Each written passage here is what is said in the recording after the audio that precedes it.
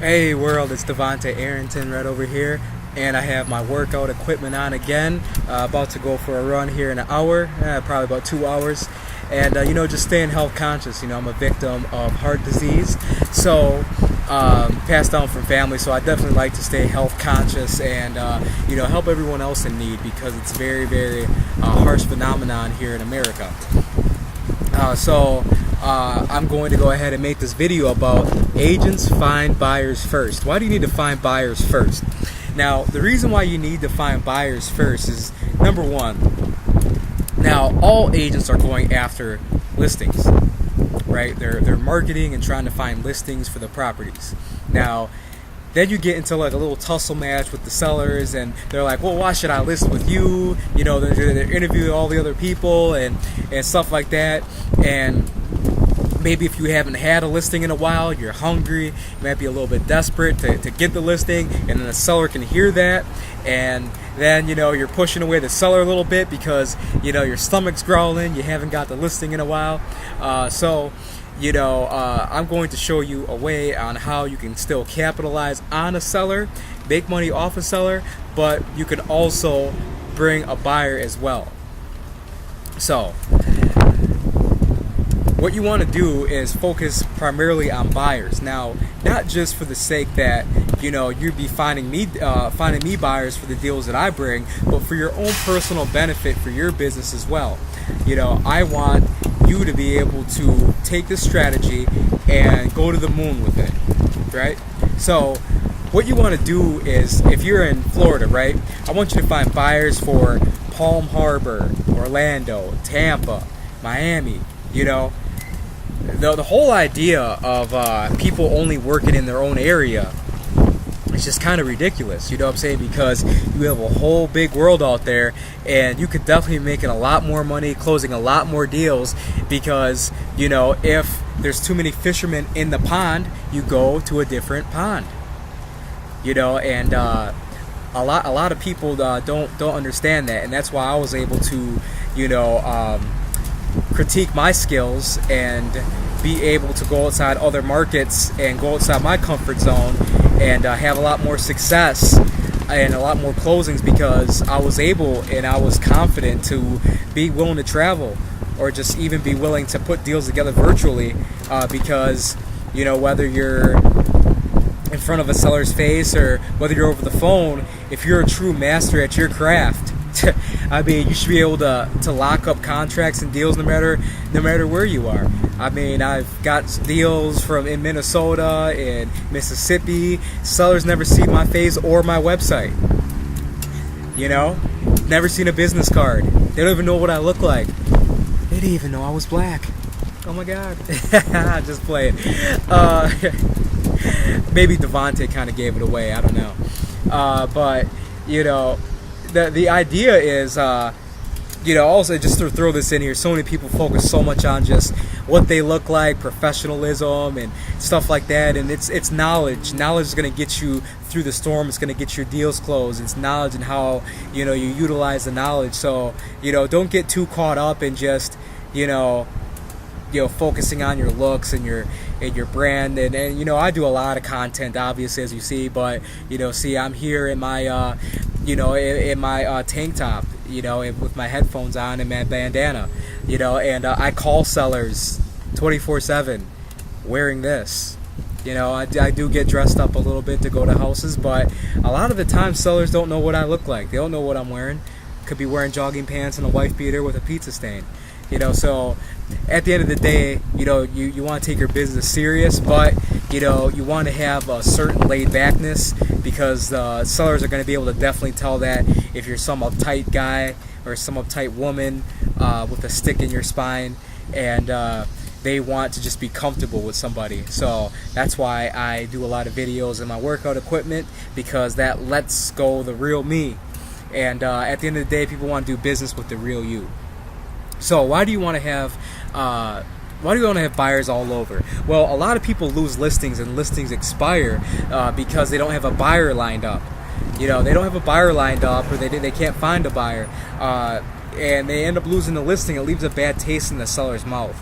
Now, you want to have as many buyers as possible.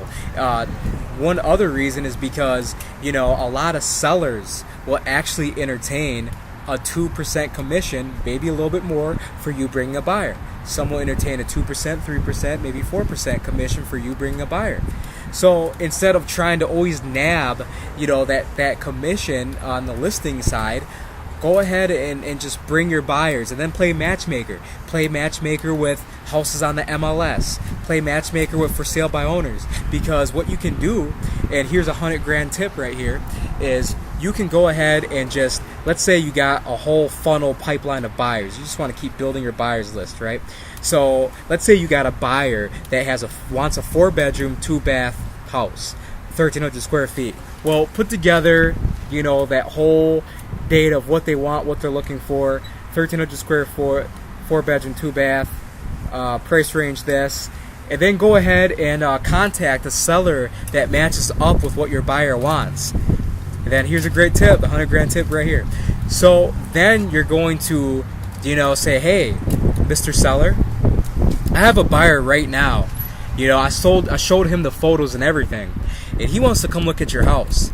Now, if he buys your house, if he's willing to go ahead and buy your house, will you entertain a commission? And just be quiet, see what he says. Will you entertain a commission? And if he says, yeah, I'll entertain, well, what would you entertain? 3%, 2%. Let him finish it. A lot of sellers will entertain a 2 to 3% commission for you bringing a buyer. And a lot of times too, what you can do is, depending on what the house is worth and what your buyer is willing to pay for it. Let's say the house, he's willing to sell it for $120,000, and your buyer's willing to pay $150,000.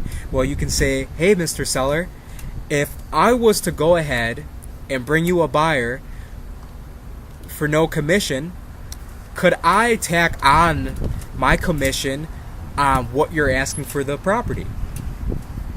So you could put your 3 to 6% commission within the $120,000 that he's asking for. You could put it on top of it. That's another way that you can go after, getting, still factoring your buyer's commission and still factoring the seller's commission, because you're not siphoning anything from the seller. You're just saying, hey, Mr. Seller, if I could put my commission on top of your price, can we have a deal? A lot of people don't think like that. You as an agent are able to structure the deal and your commission with whatever's agreed on with the seller. So if it's agreed on that you can put your commission on top, let's go ahead and do the math right here. I'm going to bring my calculator up right here on the computer. So the house is worth $150,000, the buyer will pay $150,000, the lender will loan $150,000. So $120,000 times 0.6%, $7,200. So, I don't even know what the heck I was just doing. So you could even potentially you could tack on even more than 6%, and still be within the bounds of, of what the house is worth. You know what I'm saying? Because it's between whatever you factor in with the seller and whatever you factor in with the buyer. So, even if you agreed, even if you didn't do the whole, more than 6%, you could still do, $120,000, and then, you could put your $7,200 on top of the $120,000, and you could still have a lot of equity for your buyer. That's one right there. So the buyer actually has, let's do the math here.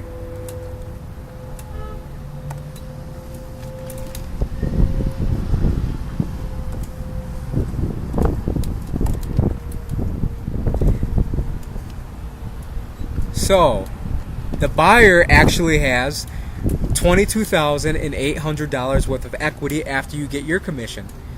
Well, obviously they're probably going to pay a 3% commission, but you factor that in.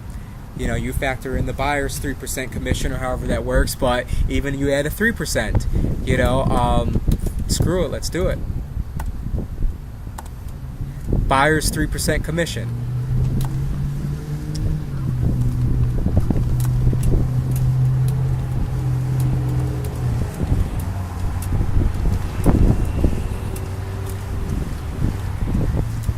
So, the seller pretty much has pretty close to $21,000 in equity after paying,